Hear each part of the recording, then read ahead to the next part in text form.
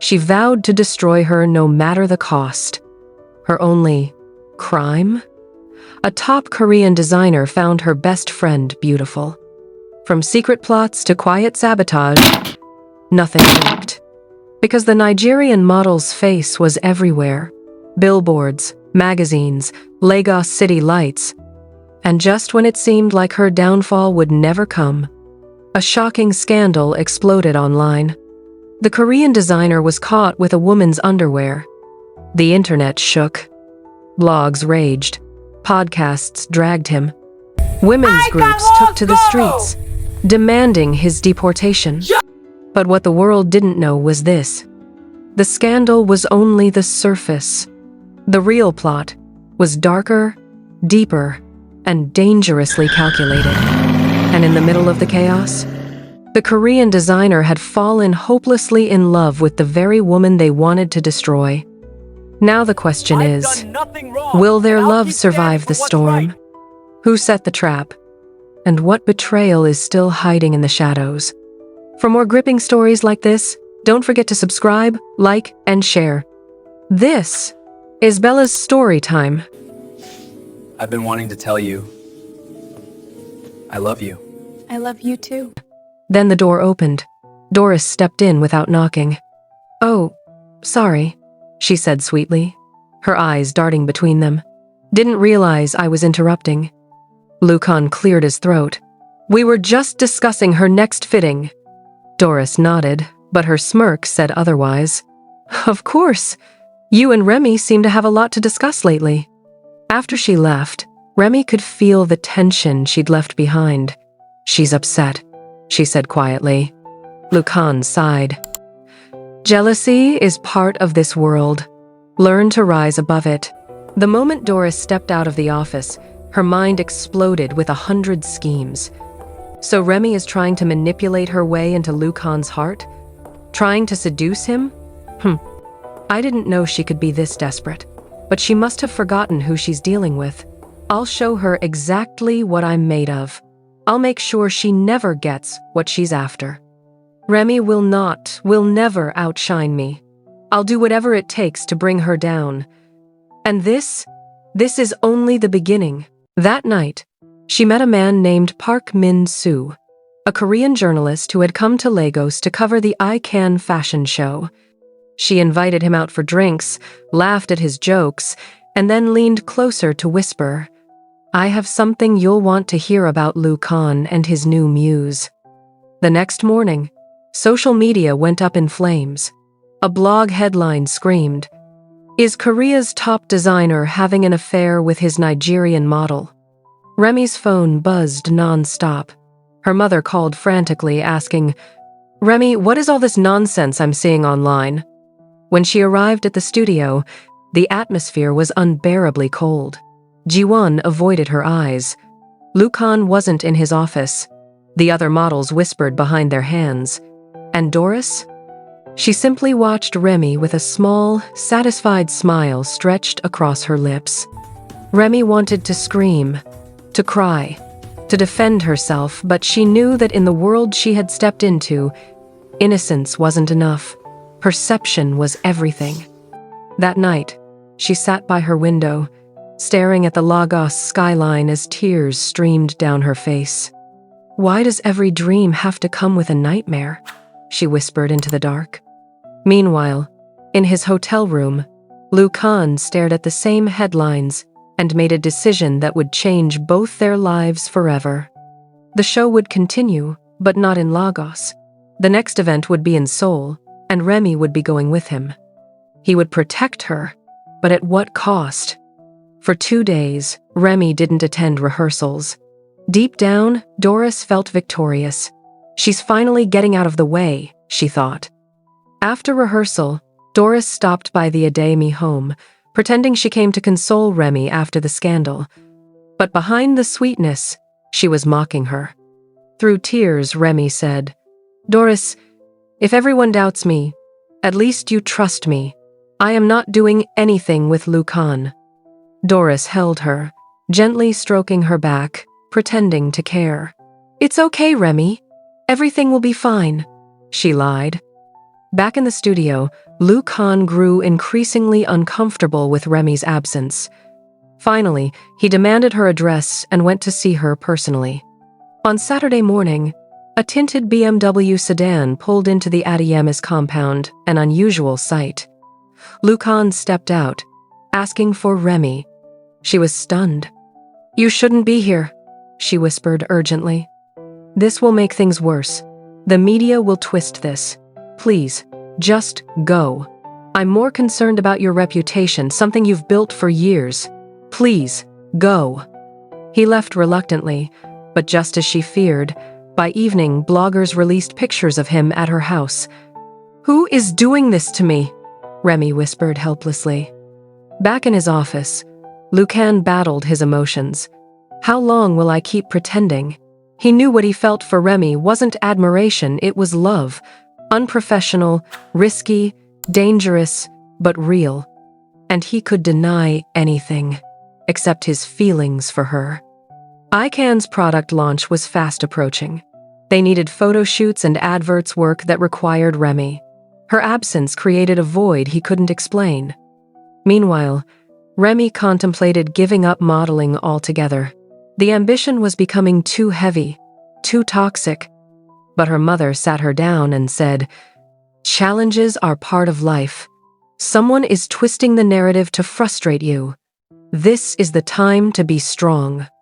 Those words were like fuel to her spirit. On the final rehearsal day for the photo shoot, Lu Khan had already lost hope of seeing her. But then the studio door opened. It was Remy. "I'll see this through to the end," she said. "No matter what they say." Lu Khan's entire face lit up. Across the room, Doris's expression darkened. She had been so sure she had eliminated Remy. Remy took stunning pictures, and particularly modeled the Afro-fusion hoodies, a brilliant blend of wool and Ankara that created a bold African statement. Billboards of Remy filled Lagos and neighboring states. Without a doubt, she had become a celebrity. The special hoodie designs sold out immediately. Lu Khan was ecstatic. This was beyond his dreams. Other designs made sales too, but none sold out like the ones Remy modeled. She had a certain grace, a magnetism no one could explain. Lu Khan spent long hours with Remy in the office discussing strategies, sketching ideas, planning the future of ICANN. For Remy, it felt surreal. The great Lu Khan was fond of her, truly fond of her. To celebrate their success, Lu Khan hosted a dinner at 4 Points by Sheraton to appreciate the entire team models, backstage crew, press, influencers, and top figures in the beauty and fashion industry. The red carpet dazzled. Guests dressed elegantly. Cameras flashed everywhere. During his appreciation speech, Lu Khan spoke confidently about the achievements of the brand since arriving Nigeria. People applauded loudly. Then disaster struck. Needing to wipe his face, he dipped his hand into his pocket and pulled out female underwear. He froze. Gasps spread across the hall. Murmurs grew louder. "It's for her," someone whispered. "That's Remy's," another person muttered. Camera shutters clicked like fireworks. The evidence looked too clear, too scandalous. Lu Khan felt the blood drain from his face. He knew the damage this could cause. As predicted, by the next morning the news was everywhere. Korean designer takes advantage of vulnerable Nigerian models. Podcasts dragged him. Influencers analyzed his every move. Women's organizations demanded his deportation. His reputation, everything he had built, was collapsing. He returned to the office, defeated. Remy visited him, and he confessed, "I didn't do anything. I don't know how the underwear got into my pocket." She looked at him with sincerity. "I believe you," she said. "Something is wrong. Someone is trying to destroy us." Lu Khan couldn't hold back his emotions. Remy hugged him, reassuring him. "It will be fine. I'm also being dragged because they think you favor me." "I have no choice," he said quietly. "I have to leave Nigeria." Then, almost absent-mindedly, he added, I wish you could come with me. Remy inhaled sharply. I wish I could too. Then I'll make it happen. Within weeks, he gave her money to apply for a passport. When it came out, she gathered her documents for a Korean visa interview. On the morning of her interview, Remy woke up excited, only to realize she had been locked inside. Her parents were out. No help in sight. It was almost 9 a.m. Panicking, Remy grabbed an axe, broke the door, and ran wildly into the street. No buses in sight. Desperate, determined, she climbed onto the back of a trailer to get to the embassy on time.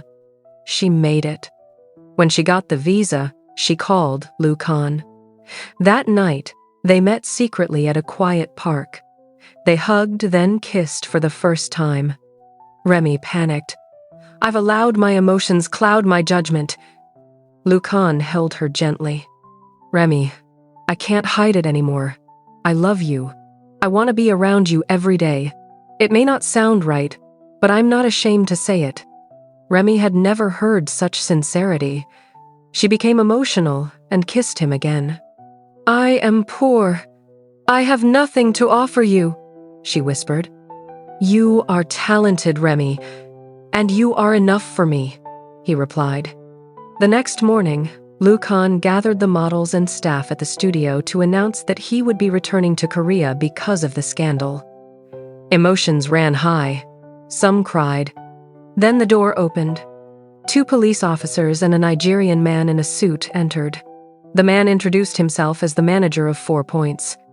We conducted an investigation, he said, and found something. A screen was set up. A video played. It was Doris hugging Lukan before the dinner and slipping the underwear into his pocket. The room erupted. Doris fell to her knees. I can explain. She confessed everything.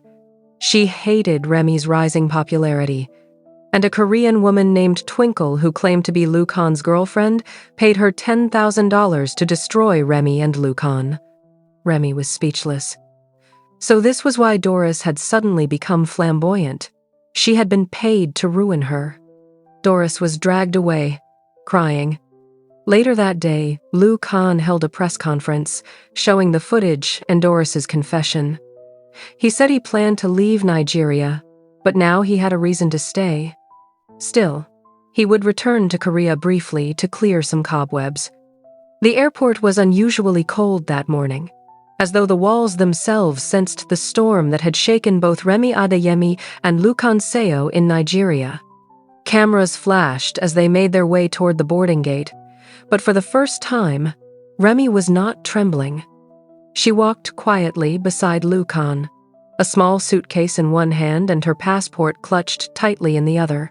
She wasn't just leaving Nigeria, she was stepping into a world far larger, far brighter, and far scarier than she had ever imagined. What neither of them realized was that their story was only just beginning. As soon as the plane took off, Remy pressed her cheek against the window, watching Lagos shrink beneath the clouds. Her thoughts drifted to her mother's prayers, to Deo's playful grin, and to the chaos she was fleeing. But then she felt a gentle touch on her hand. She turned. Lukan was watching her with soft eyes, eyes that asked 1,000 questions without speaking a word. Remy looked away quickly, heat rising to her face. How could a man so composed unravel her so easily? The 12-hour flight to Korea felt strangely short. They talked, laughed quietly, and sometimes sat in silence, the comfortable kind that only existed between people whose hearts were slowly gravitating toward each other. Every time Remy dozed off, her head tilted toward him, and every time Lukan adjusted her pillow so she would rest comfortably. What he didn't know was that she wasn't always sleeping. Sometimes she simply closed her eyes to calm the storm in her chest. When the plane landed in Incheon, winter wind greeted them. Remy gasped. She had never felt cold like this. Her breath fogged in the air like tiny clouds.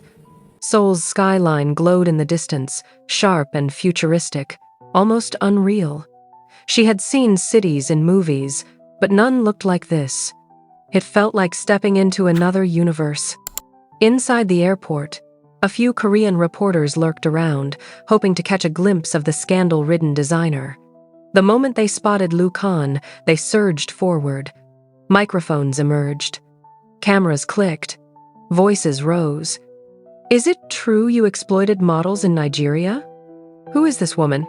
Is she the reason for your trip? Did you cheat on Twinkle? Did you abandon her?" Remy froze, but Lu Kan stepped in front of her like a shield. "Enough," he said firmly. "There will be a press briefing. Not today." His tone was cold, colder than the winter wind. For the first time, Remy understood why the world called him the prodigy who built an empire at 23. He wasn't just a designer. He was a force. A limousine arrived to take them away, and Remy stared in awe as Seoul rushed by neon lights, giant billboards, skyscrapers that seemed to pierce the sky. Everything felt fast, loud, alive. And yet, in the middle of all that noise, it was Lu Kan's quiet presence beside her that gave her courage. They arrived at his penthouse, a breathtaking glass-walled home overlooking the Han River. Remy had seen luxury before, but this was something else. Everything was spotless, elegant, and impossibly serene. "You'll stay in the guest room," Lu Kan said, trying to sound formal even as his heart raced. "If you need anything, call me." She thanked him, but as she walked away, he caught himself staring at the way her curls framed her face, at the soft determination in her eyes. He knew he was in trouble, deep trouble. The next morning, the press conference was held at Icon Seoul headquarters. The hall was full journalists, investors, influencers, and even a few anti-fans. Cameras were pointed like rifles. Remy sat behind the stage, her hands shaking. "I left Korea for Nigeria with the intention of expanding ICANN globally," he began. However, malicious lies created a false narrative. Pictures and videos began playing behind him, the footage of Doris slipping the underwear into his pocket, Doris crying and confessing on her knees. Gasps echoed around the hall. "And regarding Twinkle," he paused. A hush fell over the room. "I was never in a relationship with her. She is a former model who became obsessed with me and stalked me for months. She orchestrated this scandal with Doris." The room erupted into whispers. Then he delivered the final blow. "And this woman," he gestured toward the side, "is not my mistress. She is not my secret lover. She is Remele-kun Adeyemi, the most talented model I have ever worked with. And I owe her my deepest apology for the pain this caused." Remy felt tears sting her eyes. She had prepared for anything but this level of public honor. The conference ended with public apologies directed at the Icon brand. Investors expressed relief. The scandal evaporated like smoke, and for the first time in weeks, Lu Kan felt free. Later that night, he found Remy standing on the balcony of the penthouse. Snowflakes drifted from the sky, settling softly in her hair. She had never seen snow before. She stretched her hand out, giggling as the flakes melted on her palm. "You look happy," he said quietly. "I'm at peace," she replied, "for the first time in a long while." She turned, and their eyes locked a moment that felt like the world had stopped spinning. "Thank you for defending me," she whispered. "I should thank you," he replied. "You believed me when the whole world didn't." There was silence, beautiful electric silence, the kind that only came right before something life-changing. Then he took a step closer. "Remy, I tried to fight it," he confessed softly, "but I can't anymore. I love you. I've loved you since the day you walked into that audition hall." Her breath hitched. Her heart thundered. "Lu Kan, you don't have to say it back," he murmured. "Just let me love you. Even if it's slowly, even if I have to earn every piece of your heart." Remy's eyes softened. She took his hand gently, intertwining their fingers. "You already have," she whispered. Snow fell heavier now, surrounding them like glittering confetti. And in the glow of Seoul's nightlights, with the Han River shimmering below and winter wind brushing against their skin, Lucan leaned forward. Their lips met slow, tender, electric. It wasn't a kiss born out of desperation or confusion. It was the kiss of two souls who had survived a storm together and found refuge in each other.